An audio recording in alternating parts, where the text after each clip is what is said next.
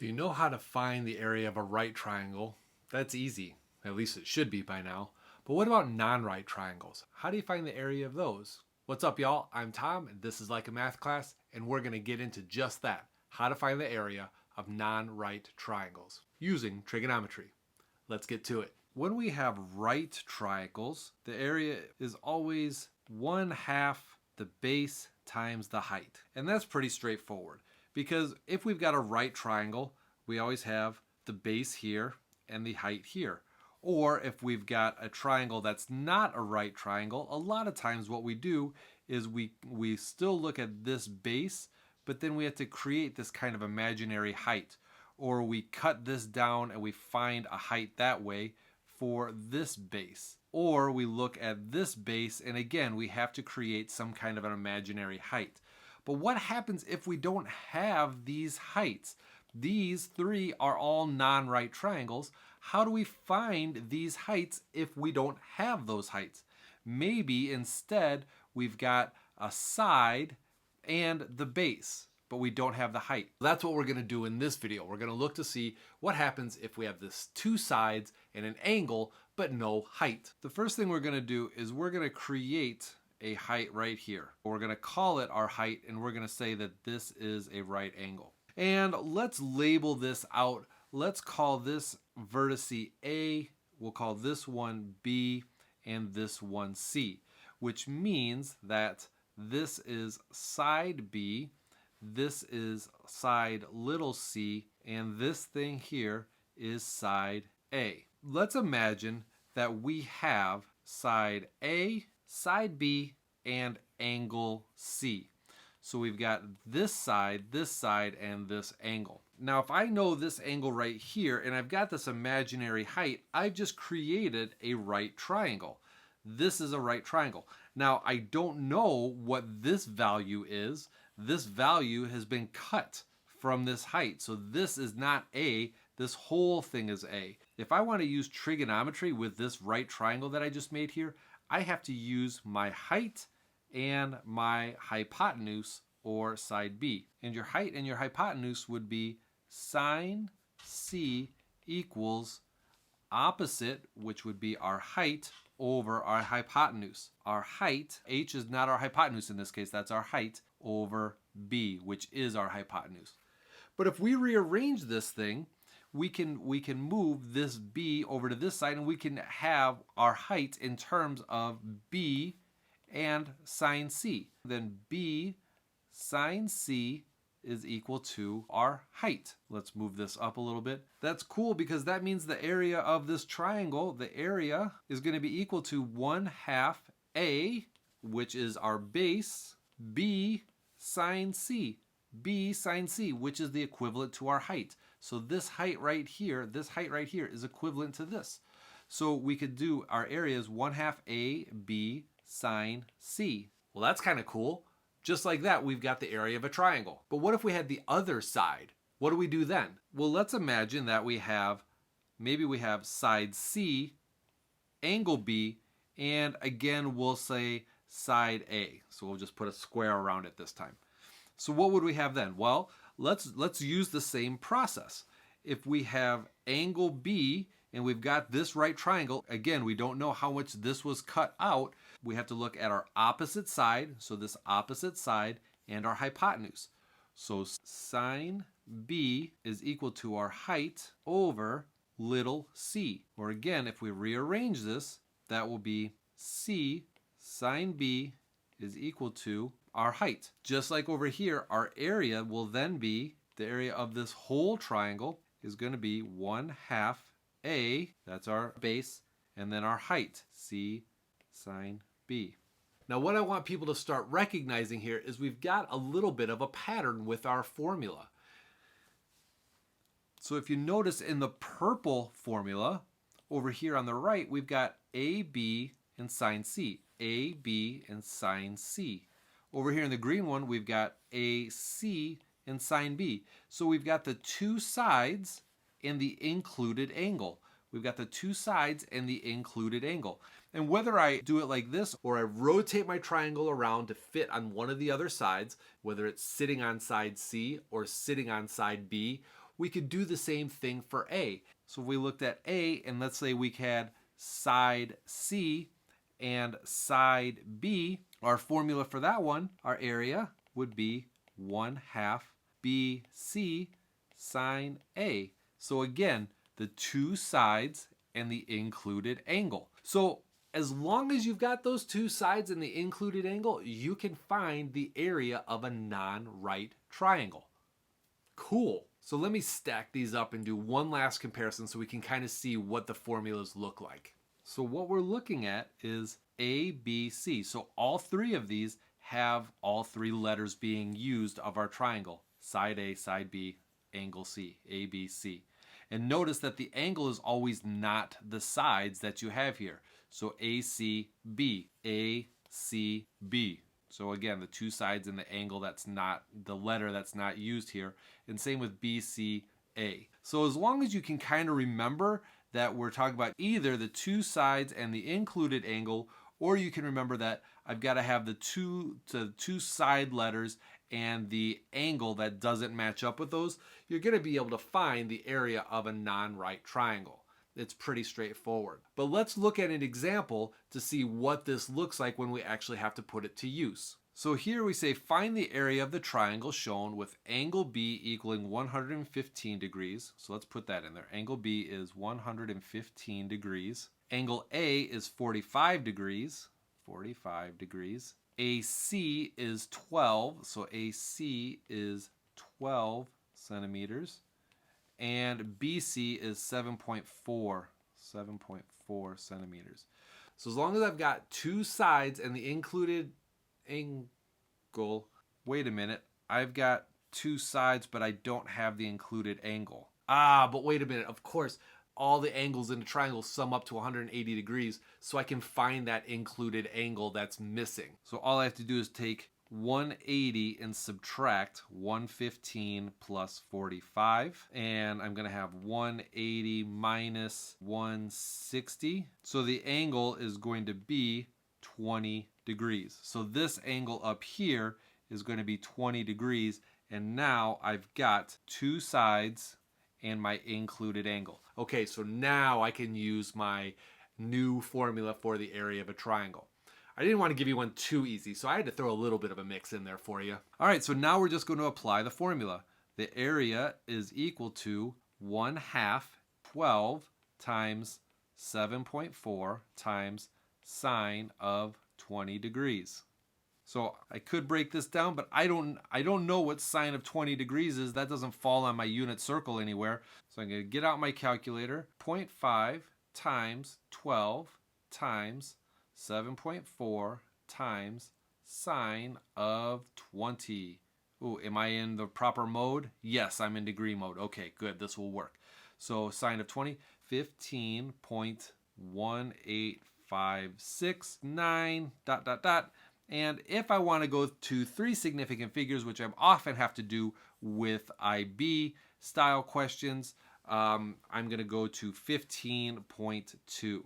So my area is equal to 15.2 centimeters squared, and there is my area. So I've got one more example for you. If you find kind of the development of this formula useful or intriguing or something that you wouldn't typically see or think about, give me a thumbs up, like the video, and make sure you keep an eye out for the website that's going to be popping up soon. It'll be linked down below in the comments and the description that will offer you more resources as you're going through your math courses. All right, let's get to the last example. All right, in this case, we've got triangle PQR, where P is 8, Q is 6, and the area is 16. All right, so first thing I have to do is I have to draw a triangle. Now, it doesn't really matter what kind of triangle I draw. I'm just going to make one that doesn't quite look like a right triangle. So that way I know that I'm not working with a right triangle, because there's nothing in here that indicates that I'm working with a right triangle. And this doesn't mean that it's an equilateral triangle. This is just the symbol that says triangle PQR. So P is equal to 8. Q is equal to 6. Now I just picked two sides, but I know that I would have to label this. The opposite of little q would be big Q. So this would have to be Q the opposite of 8 would have to be big P, which means this is going to be R up here. Because remember, anytime we have opposite sides from our angles, if this is angle P, then this is little p. If this is angle Q, this is little q. All right, and we know that the area of the whole thing is 16 centimeters squared, so we want to find the measure of angle R. So this is what we're looking for right here. Well, again, our area is equal to 1/2 AB sine C. In this case, we've got two sides, but we don't have the included angle. So I'm going to have 1/2 8 times 6. I don't have the included angle, and I do have the area though, so I can put 16 over here. Now I just need to isolate R, or sine R. So half of 8 is 4, so I've got 16 equals 4 times 6 times sine R. Divide both sides by 24. Divide both sides by 24. And I'm going to be left with sine R is going to equal, well, I could simplify this by dividing both of these things by 8. So that's going to give me 2/3. So R is going to equal the inverse of sine of 2/3. So now I'm going to have to use a different function on my calculator, and we're looking at the inverse of sine. So I'm going to hit the blue button and then sine, and then I'm going to use 2 divided by 3. I'm not going to just put 0.6 or 0.67. I want to use the full value. So I'm going to just use 2/3. And then when I hit enter, I get R is equal to 41.8 degrees. All right, so again, sticking to 3 significant figures. But it's kind of cool how we created those 2 right triangles within the non-right triangle so we could actually use trigonometry for this non-right triangle. How many times can I say right triangle or non-right triangle in a video? We'll have to rewind and count. So you're given a triangle, maybe you've got a side and a couple angles, or a couple sides and an angle, and you're trying to figure out some of the other pieces that you're missing. How do you do that? We're going to get into it using what's called the sine rule. Let's get to it. Now I call this the sine rule, but this is also called the law of sines. So you might see both of these things refer to what we're about to do right now. What we have here is a non-right triangle. This is very clearly a non-right triangle, which is when you use the law of sines or the sine rule. It's only done with non-right triangles. Can I stress that enough?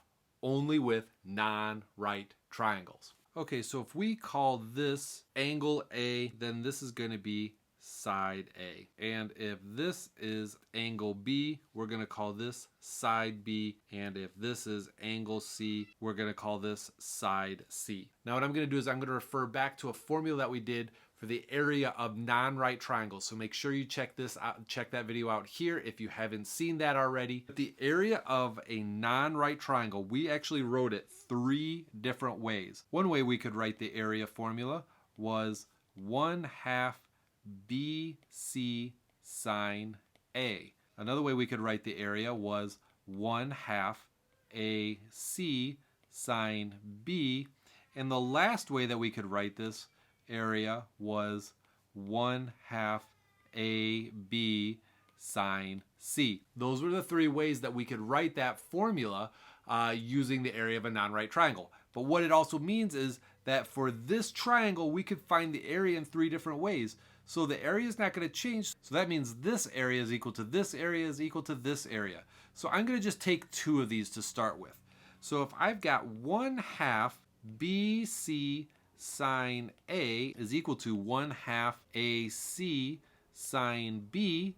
If these 2 things are equal and I wanted to start simplifying this a little bit, these 1/2s would simplify out, and I had side C in both of these. So if I divided both sides by C, those would cancel out. So I'm left with B sine A and A sine B. The natural need for some kind of order and organization in this makes me want to get my A's and my B's together. So if I divide this by sine B and I divide this by sine B, I'm left with B over sine B times sine A.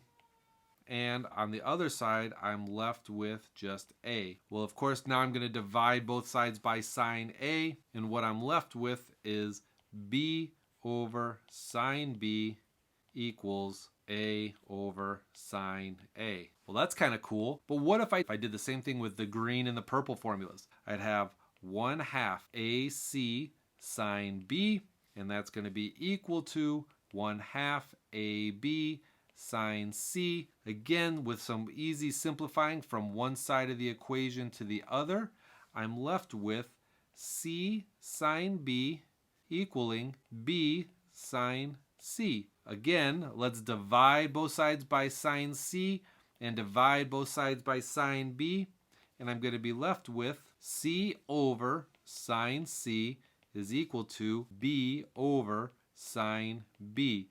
So what does that mean? Well, if I've got purple and green equal to each other and green and red equal to each other, that means purple and red are equal to each other. So I'm left with a over sine a is the same thing as b over sine b, which is the same thing as c over sine c. That's amazing. And why is that amazing? That's amazing because if I've got this pair or this pair or this pair, if I've got any of these things, as long as I've got a matching pair, like of an angle and the opposite side, or an angle and the opposite side, angle, opposite side, as long as I have one of those pairs, and then I've got one of anything else, I can find the rest of the triangle. So if I had these two and this side, well, I could just use it to find this angle. Or if I had these two and this angle, I could find this side. I could find all the different combinations. That's amazing. But what's even more amazing is that we could do this formula another way. We could also write this same exact formula flipped. So sine A over A is equal to sine B over B, which is equal to sine C over C. Well, now why would that be necessary? Well, that's necessary because as you start solving for different sides or angles, it's going to be easier if your unknown is in the numerator. It just kind of saves you a step or two of your algebra work. Now, it doesn't actually matter if you use this set or this set for any of the problems we're about to look at, as long as you stay consistent. You have to have all of your angles on top and all of your sides on the bottom, or all of your sides on the top and all your angles on the bottom. So let's take a look at an example or two and see what we come up with. All right, so here we've got a triangle. Find side BC. So this is the one we're looking for right here. We're trying to find this side. If angle B is 115, this is 115 degrees. Angle A is 45 degrees, and AC is 12 centimeters. So that's going to be 12 centimeters there. Okay, so we're going to try and find what this side is. So let's set up our equation. I brought down my equations from up above so that way we can reference them. But basically, we said if we've got a pair of sides, a side and an angle, and we've got one of the other pieces, we can find the opposing piece. So whether if we have this side, we can find this angle, or this angle, we can find this side. So we basically have that here. So we're looking for a side. So I'm going to use this top idea, the framework up here. So I've got 12 over sine of 115 is equal to BC over sine of 45. All right, so I need to get BC by itself. So I'm going to multiply both sides by sine of 45. Sine of 45. These two are going to simplify out, and I'm left with BC equaling 12 times sine 45 over sine of 115. Let's go to our calculator. I'm going to use my fraction option. I always like to use my fraction option whenever possible because it helps me keep my calculator looking exactly like it does on my paper. So I'm going to do alpha y equals, and you're going to choose the first option, and I think your calculator might say n over d, if I recall. So we're going to have something that looks like this, and now I'm just going to do 12 times sine of 45. And in the denominator, I'm going to have sine of 115 degrees. And I hit enter, and there we go. BC is equal to 9.36 ... So we'll just stick it at BC equaling 9.36 centimeters. That's rounded properly, and that's also 3 significant figures. So 9.36 centimeters. Fantastic. Again, let me just show you that you could use this. I know this is a little excessive, so if you want to skip forward, feel free to skip forward, but here's why you can use both of them. It doesn't really matter. So if I go with the bottom version, I've got sine of 115 over 12, and that equals sine of 45 over BC. All right, so now to get these two things equal to each other, I have to multiply both sides by BC to simplify this out, and I have to multiply both sides by 12. So I would just kind of cross multiply, as we say. So BC times sine of 115 is going to equal to 12 times sine of 45. Well, now I need to get BC by itself, so I'm going to divide by sine of 115, divide by sine of 115. Those things go away. So BC is equal to 12 times sine of 45 over sine of 115. And here you are seeing that we have the exact same thing over here that we have over here, but what we had to do was kind of one extra step. If you're not worried about that one extra step, don't worry about it. Stick with one formula and just stick with that all the way across the board. If you're a little bit more fluent with this stuff and you want to be a little slightly more efficient with your time, then pick the one that's most appropriate, where your unknown is in the numerator of your proportion. So there's our first example. There's our formulas. This is when you hit like down below. And you also want to keep an eye out for our website that's going to be coming up, where you'll be able to get some extra resources. Let's get on to our next example. All right, in this example, now we've got triangle LMN, and we've got N equaling 10. All right, so N opposite side is going to be 10. L is 4.9. Side L is going to be over here. That's going to be 4.9. And angle L is 29 degrees. So here, this is 29 degrees. Find N. So this is what we're looking for right here. We're looking for this angle. It's going to be pretty straightforward. It's similar to stuff that we've seen before. I'm going to do my unknown in the numerator. So I'm going to have sine of N over 10 equaling sine of 29 over 4.9. Now all I have to do is multiply both sides of the equation by 10, and sine of N is equal to 10 times sine of 29 over 4.9. Again, let's grab our calculator. And oh, wait a minute. Before we grab our calculator, we don't want to find sine of N. We want to find the inverse of this, because we're trying to find angle N. So here's two options. Calculate the right side of the equation, get the decimal, and drop that in, or take the whole chunk and the whole equation and do the inverse of that. Let's do both ways real fast. So if I did this piece first, I would have, again, let's use our fraction option, 10 times sine of 29 over 4.9, and I get this crazy value that sine of N is equal to 0.989407 ... Now, if I'm doing this on an exam or on your homework, you want to keep the whole decimal going.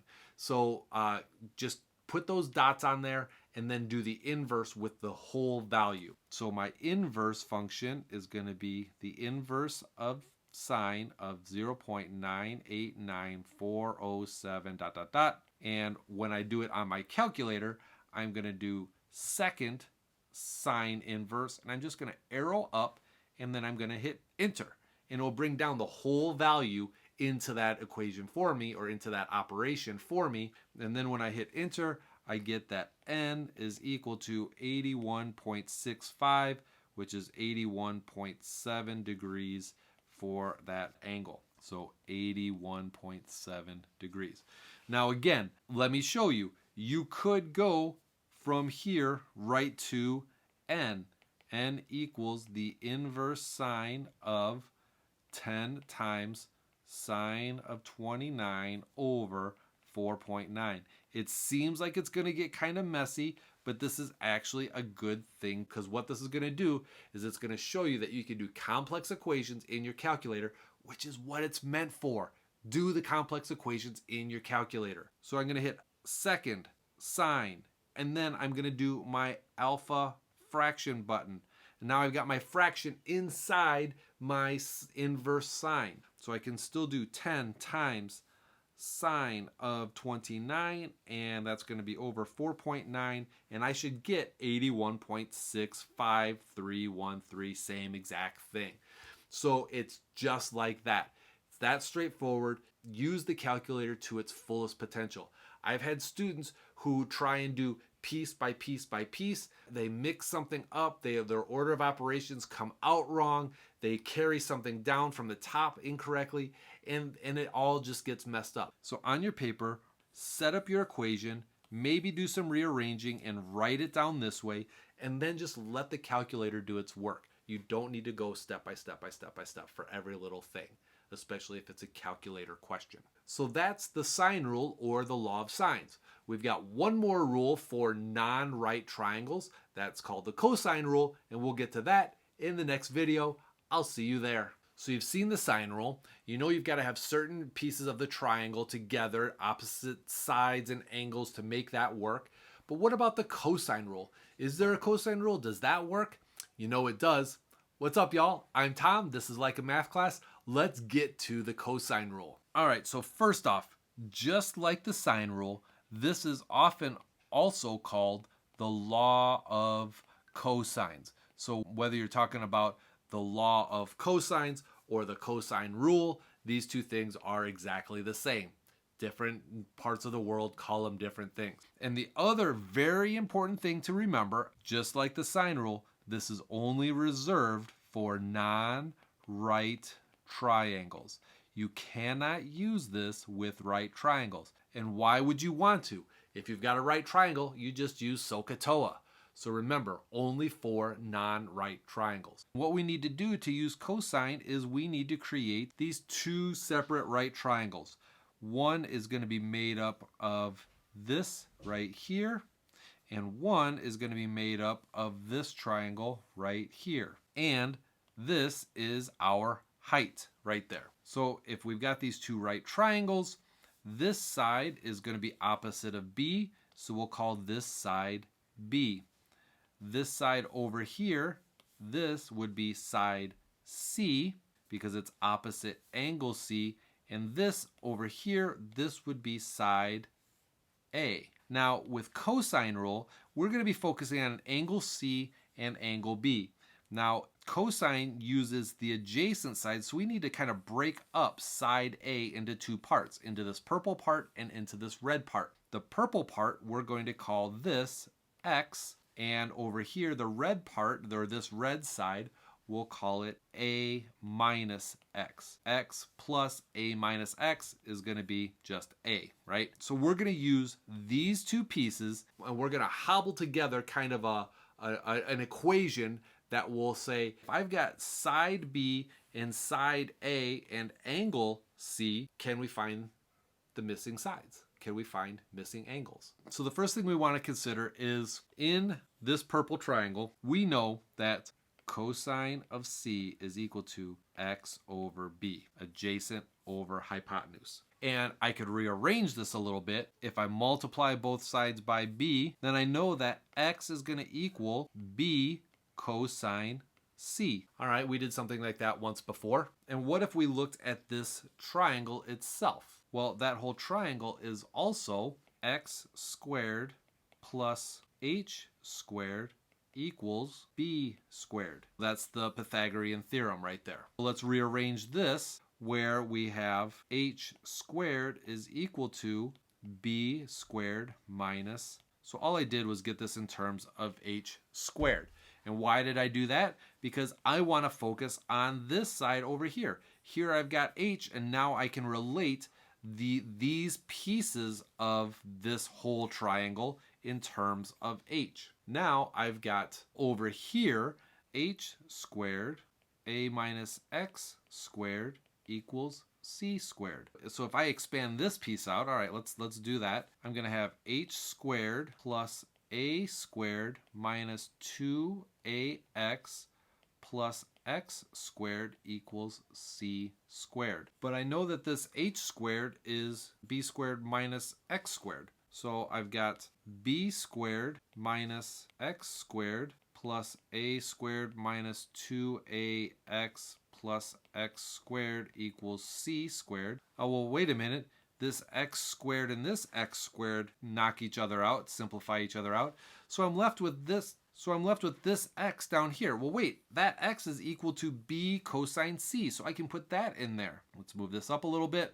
So now I've got b squared plus a squared minus 2a b cosine c equals c squared. I'm going to swap these two things around, but this is the formula book that you get in your formula booklet. C squared equals a squared plus b squared minus 2ab cosine c. That's the cosine rule. So if you're missing a side, but you've got two sides and the included angle, you can find that opposite side. Look here. So I've got A, B, and this angle C. And if I want to find this side C, I can now do that. All I have to do is drop all those values into that formula, take the square root, and I've got side C. Now, just like we did with the sine rule, we can rearrange these. We could focus from angle B as well. So if I were sitting over here and I knew A and C and angle B, well, I could rewrite this. I'm trying to find side B. Well, B squared is going to equal, A squared is going to be the same. Now I've got side C, so I'm going to add C squared minus, well, here, if I change B to C, then I've got to change B to C. I've got 2AC, and we already said I've got angle B. So here is cosine B. And as you could probably imagine, if we're looking for side A, if we had angle A and B and C, and we're looking for side A, we could do that too. A squared is going to equal B squared plus C squared minus 2BC cosine A. These are your formulas for finding missing sides. So this is if we've got two sides and an included angle. Sometimes we call that side angle side. When you get into deeper into regular geometry, we call that side angle side. But two sides and the included angle is when you use this formula. Now, if you've got all three sides but you're missing an angle, you can just rearrange this stuff. Let's do that real quick. I want to get this cosine C by itself. So I'm going to add this to this side and I'm going to subtract this C. So adding all of this, 2AB cosine C is now equal to A squared plus B squared minus C squared. So again, I added this and I subtracted this. Now if I divide both sides by 2AB, divided by 2AB, I have cosine C is equal to A squared plus B squared minus C squared all over 2AB. And let me give myself a little bit of space with that. Remember, you cannot simplify these things because we've got these addition and subtraction values in there. You can only simplify numerators and denominators if it's all multiplication or division within there. So like if you could get it factored where you've got parentheses, those are two things being multiplied. So now you can start simplifying numerators and denominators if you had factors and factors or parentheses and parentheses. But as it stands, there's no simplifying with this. And just like we rearranged, we could rearrange this orange one, and that would be cosine B is equal to A squared plus C squared minus B squared all over 2AC. And we could do the green for cosine A, where that equals B squared plus C squared minus A squared all over 2BC. Now the things I want you to notice about these formulas. Over here, C is by itself. Notice C is getting subtracted. B, b is getting subtracted. These values are all the same, right? The positive ones all kind of line up. Over here, or you've got cosine c over here, that's you're finding c here. The things that are standing out are the pieces that are kind of in the extremes. They're the ones that don't line up with all the other pieces in the formula. That's kind of the way that I think of when I'm working with these formulas, so that way I can keep track of all my different sides and angles and all that other good stuff. This, of course, is when you have all three sides. If you have all three sides and you're looking for an angle, that's when you're going to use this. If you've got two sides and an included angle, you're going to use this. Any other option, you're going to use the sine rule. Check that video out right there for the sine rule. All right, that's a lot. It's a lot to process, but it's kind of cool to see how you can work this around. So cool that you want to hit like down below. All right, let's get to our first example. Let's say we've got the information shown in triangle DEF, and we want to find DE. All right, so I've got two sides and an included angle. I'm looking for this side right here. So I'm going to use the formulas over here, and I'm just going to bring down one of these so I can copy it straight away. The first thing you notice, because this always happens on a test, you've got a formula written this way and there's no A, B, and C's in here. But what I know is my two sides and my included angle are all going to line up in here. So DE squared equals 7.4 squared plus 12 squared minus 2 times 7.4 times 12 times cosine of 20 degrees. All right, let's grab our calculator. And like usual, I'm going to just drop all of this stuff in here. Why? Because my calculator allows me to drop all that stuff in. I don't need to calculate all the little bits. The calculator lets me do the whole thing. So I'm going to do the whole thing. So I've got 7.4 squared plus 12 squared minus 2 times 7.4 times 12 times cosine of 20. There we go. All of it in one line. And I get 31.87 ...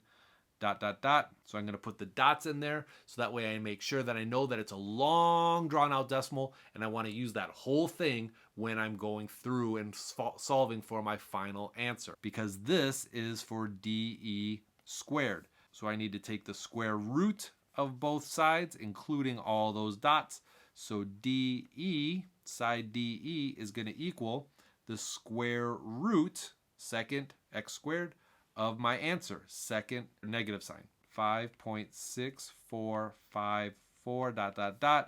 And as we do, we're going to round to three significant figures. So that's going to be 5.65 centimeters, and we could say that's 3 sig figs. Always make sure you're rounding properly. Don't just cut off or truncate the values. Do the whole thing. All right, that's how we find one side when we've got two sides and the included angle. What about our other situation where we've got all three sides? All right, so I'm going to just use my other equation now.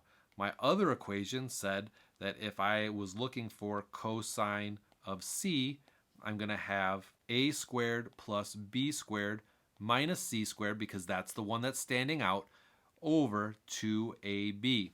So in this case, this is the one that's standing out because this is opposite this angle. So this is the one that I want to be over here because it's opposite the angle that I'm working on. So cosine theta in this case is going to equal 24 squared plus 22 squared minus 20 squared, all over 2 times 24 times 22. So cosine theta is equal to, again, let's use our full calculator. I'm going to use the alpha y equals. I think on your calculator it's going to say alpha f1, but it's going to give me a fraction, so I can put in all the values exactly like I see it on my paper. So I'm going to do 24 squared plus 22 squared minus 20 squared. And that's going to go over 2 times 24 times 22. And that gives me a value of 0.625. Now that doesn't give me what theta is, that gives me what cosine theta is. So I want to know what theta is.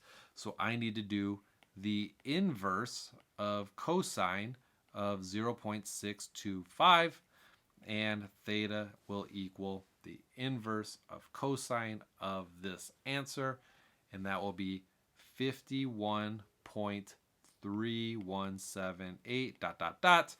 degrees. And since I'm going to three significant figures, theta will equal 51.3 degrees. All right, so that's using the cosine rule. Now it's cool because, like I mentioned, you can use the cosine rule with the sine rule, mix that in with the area of a non-right triangle, and all of these things fit together very nicely. Make sure you keep an eye out for our website. It's going to have more resources on it, and I will see you in the next video. In this video, we're going to talk about bearings. Let's get to it. So the first question tends to be, what are bearings? Bearings are a navigational technique for communicating direction. Now, in this day and age, I don't know if we use bearings all that much. It used to be used, to my understanding, for sailing, or if you are out hiking somewhere and you get lost or you're trying to read a map, maybe that might be where you're using bearings. But with today's GPS and satellite data, I don't know if we actually use bearings anymore, but this is what it was once used for. Maybe it still is, I don't know. Bearings are always measured from true north, which means that if you are traveling from one point to another, you always measure from going north first. We write it as 3 digits, but we can also use decimals if we need to. When we talk about bearings, we always start from looking north, and then we rotate in a clockwise direction. And finally, when we're going from point A to B, we say that we are traveling on a bearing of, or the bearing of B from A is some amount. I don't know if you've noticed from this diagram to start with, this is just going from point A to point B, but you might have noticed that we have some similarities to some things that you've done in previous math classes. This kind of looks like an abbreviated parallel line and transversal. And what do I mean by that? Well, a parallel line and transversal, if we have two parallel lines and we have a line that cuts through it, this thing is called a transversal, and these two lines are parallel.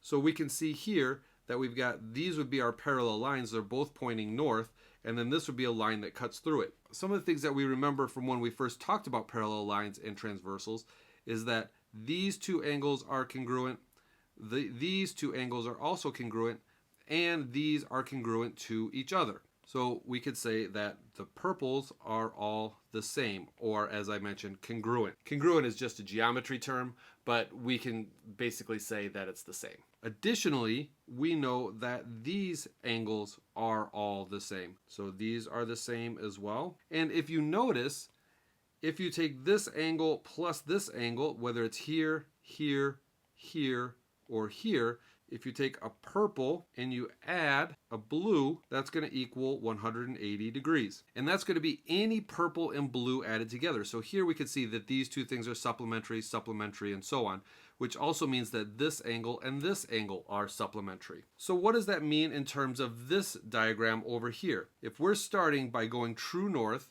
we measure true north, we rotate in a clockwise direction, So let's say we are going here, we're going to go on this bearing, and we're going to write it as 3 digits. So we're going to say this is a bearing of 020, or 20 degrees, 020 degrees. So that means that if we extend this down here, we know that we have 180 degrees.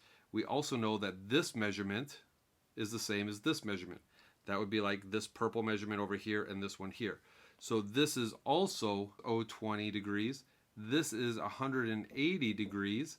So we know that our return bearing, if we wanted to go back to point A, we would have to go here all the way around there. That is going to be 180 plus 20, or 200 degrees to return back to our original point. So already we can start seeing with bearings that we're going to use some of these ideas with parallel lines and transversals and our angles and 180 degrees and so on. Let's look at one of our examples that will bring this to life a little bit more. Here we got two fire lookout towers P and Q. They're 50 kilometers apart, with tower Q being due east from tower P. This is going to be 50 kilometers. We're going to have point P, we'll just make this one blue, and we're going to have point Q. We'll make this one purple. This is going to be point Q. And we know that these things are due east from each other. So when we put in our true north, then we know that we have a 90-degree angle here and a 90-degree angle here. Not all of your bearing problems are going to come up with this 90 degrees, but it's a nice way to get us started in recognizing how some of these things play together. The bearings of a fire from tower P is 40 degrees, while the bearing from tower Q is 300 degrees. All right, so let's say we've got a fire. Let's put our fire right here. Here's our fire. And from P here, that is going to be 40 degrees. And from Q, from here to here, and when we talk about that bearing being 300, that's going to be here all the way around is going to be 300 degrees. So if I know that this is 300 degrees, then I know that this, a full circle, is 360. So that's going to be 60 degrees right there. So I can fill that in. And this is what I like to do when I set these up. I like to start filling in any information that I can from the information that's given to me. Since this is also 90 degrees here, that means this angle here is going to be 30 degrees. And since this is 90 degrees also, that means this angle is going to be 50 degrees. And this one up here then is going to be 100 because I've got 50 plus 30, that's 80. So that means this has to be 100 degrees. All right, great. So I'm looking for how far away is the fire from each tower. Maybe they have to dispatch fire crews from the fire towers, and so they have to know how far they're going to travel. I don't know. So we're going to talk about going from P to F. So from P to F, that side, PF, we can now use the sine rule. So here we've got this angle and the opposite side. We have this angle and we're looking for this opposite side. So this is a perfect application of the sine rule. And if you don't know what the sine rule is, check out this video here where I go through that whole process. So I've got PF over sine of 30, and that's going to equal 50 over sine of 100. So now it's just a matter of rearranging and calculating. So PF is equal to 50 times sine 30 over sine 100, which means that PF equals, well, let's put that into our calculator. So our calculator, first thing I'm going to do is I'm going to check to make sure that I'm in degree mode. Ooh, it's a good thing I checked. I'm actually in radian. So here we go. I put myself into degree mode. And I'm going to hit second mode to quit out of this screen. Now I'm going to use a little tip for creating a fraction. It's always easier to put it in your calculator exactly like you see it on your paper. So I'm going to hit alpha y equals. On your calculator, it will probably say F1 up there. Mine, it says frac for fraction. I'm going to hit enter. So there's my nice fraction. So now I'm going to just type in 50 times sine of 30. And then I'm going to arrow down and I'm going to do sine of 100. And I get a value of 25.385 ... And since I like to keep my values into 3 significant figures, 25.4 kilometers. So that's for PF. Now, what about QF? Well, I'm going to go through the same exact process. QF, so now I'm looking here, I have to have sine of 50. So QF over sine 50. Now, I could use this 30 degrees and the 25.4 that I just calculated for PF, but I like to try and use the information that was given to me, plus these are not rounded values. And since these are whole numbers, that's going to give me a nicer answer where I'm not missing anything because I've rounded somewhere in the calculation. So I'm going to stick with those values for this. And that's going to equal then 50 over sine of 100 again. So QF is equal to 50 times sine 50 over sine 100, which means that QF is equal to, let's see, we have again alpha y equals, to get my fraction option, 50 times sine 50 over sine 100, and I get a value of 38.893 and again I'm going to keep this in terms of 3 significant figures, so 38.9 kilometers is my value for QF. So that was a pretty straightforward example. We have that nice east-west line that lines up with our north orientation. We had some right angles in there. It made it very easy for us to find the angles. Not all your problems are going to be that easy. In this example, we've got a boat sailing for 5 kilometers on a bearing of 053. So let's start with that. Here we've got a boat going maybe 5 kilometers. Let's put our northern bearing in there, our north line in there, and we've got a bearing of 053. The boat then turns and sails for another 3 kilometers on a bearing of 107 degrees. All right, so now we're going to turn, and we're going to go 107 degrees, so maybe something like that, maybe a little bit more than 90. And again, here's our northern orientation, and let's make this just a little bit longer. We'll make this one just a little bit longer. And that is 3 kilometers there. And we have this bearing of 107 degrees. How far away is the boat from the initial measurement? All right, so for that, what we're looking for is we are looking for this value x right here. We'll call this x. And we're looking for that red line. So as I mentioned in the previous video, I like to fill in as many angles and as much information as I can to start out with. So I know because I've got these bearings are parallel lines. This is like our transversal. This value right here is going to be supplementary to this angle right there. So that is going to be 127 degrees. And if I know that this is 127 and this is 107, then if I take 360 and I subtract 127 plus 107, I'm going to get the remaining measurement, and that's going to be 126 degrees. So this measurement here is 126 degrees. So how do I find this side here? The reason that we use bearing problems in a lot of our math classes is because it ties together a lot of geometric ideas that you have to pull from in order to solve the whole thing. Maybe we don't use bearings in real life. I don't know. I don't. Maybe you do. I don't know. I just use my GPS on my watch or my phone. But this is what we do. So let's put together some of our geometric ideas and figure out how we can find this missing side. So we already used all of our parallel lines and transversals. We used 360 degrees in a circle. We could even, now if we need to find this side, we've got 2 sides and an included angle, which is a perfect time to use the cosine rule. So we're going to have x squared is equal to 5 squared plus 3 squared minus 2 times 5 times 3 cosine 126. Now we just do some of our computations. X squared equals 25 plus 9 minus 30 cosine 126. A common thing that I see people do is they add these together and then they subtract 30 and then they multiply this. Make sure you don't do that. Use your full order of operations. So you're going to add these 2 things, you're going to multiply these 2 things, and then you're going to subtract. Or just use your calculator. So we're going to get our calculator out. We're going to go to our mode and make sure that we are in degree mode, which we are. I'm going to quit out of there, so second mode. And now I'm just going to calculate these values. I could have done this from the first line or this second line. It doesn't really matter. But here we go. Times cosine of 126.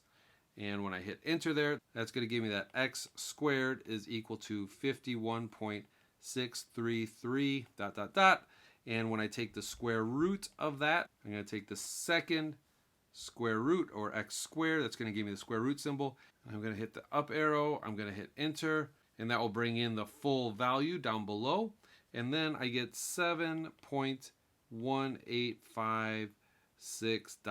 But I want to use 3 significant figures, so x is going to be equal to 7.19 kilometers. All right, so there is our first answer for how far away the boat is from the initial starting point. Now, what bearing must the boat turn in order to sail back to the original location? I've gone through this a couple times on my own. This is the way that I figured it out. I don't know if there's a more efficient way. If there is, by all means, put it in the comments below. Tell me, hey dummy, there's an easier way to do this, but this is the only way that I figured out for myself.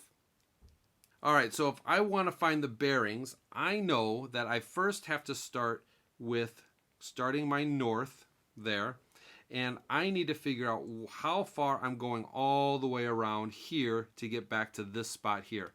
So I'm really looking for this measurement right there. That's going to be my bearings to get me back to the original spot right here. All right, so for me to do this, I had to do a little bit of work with my parallel lines again, and I know that this angle right here is going to be supplementary to this angle.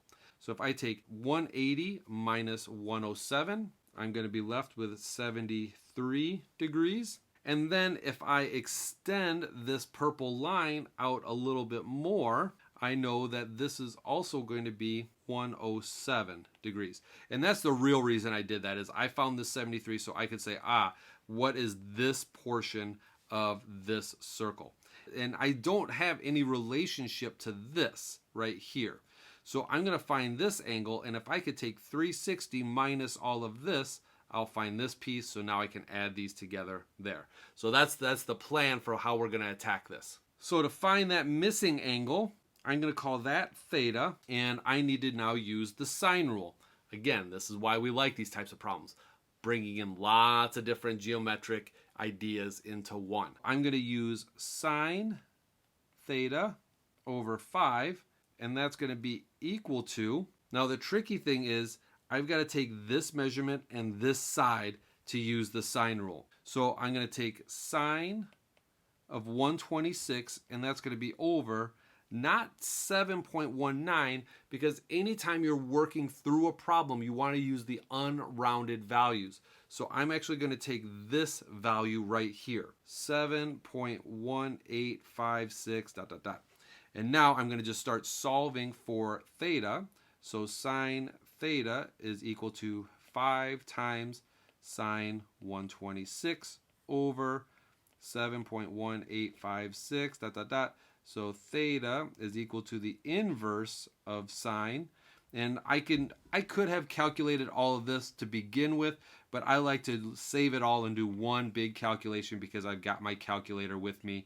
So why not use my calculator the way that it was intended? 1856, dot, dot, dot. All right, so let's take a look to find out what theta is actually going to be. So let's bring our calculator out, and actually I'm going to bring you over here, calculator, so I can see all of this. So I'm going to be looking at the inverse of sine. I'm going to bring my fraction back.